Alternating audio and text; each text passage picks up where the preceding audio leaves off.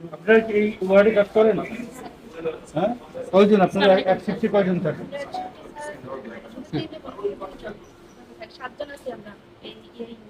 রাতের বেলাও কি কাজ করতে হয়? কি সারা রাত নাকি এখন 11টা পর্যন্ত? তো রাতে যে 11টা পর্যন্ত কাজ করেন এই সময় কি আপনারা, হ্যাঁ না, রাতে যে কাজ করেন তখন কি আপনাদের কোনো রকম ভয় ডর বা নিরাপত্তার অভাব মনে হয়?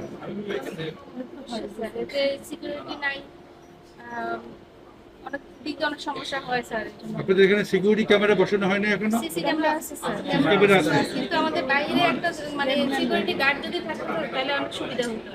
না, আমরা তো আপনার প্রত্যেকটা উপজেলা স্বাস্থ্য কমপ্লেক্সে আপনার আনসার প্রত্যেকটা, হ্যাঁ, 10 জন করে মোতায়েন করা হয়েছে।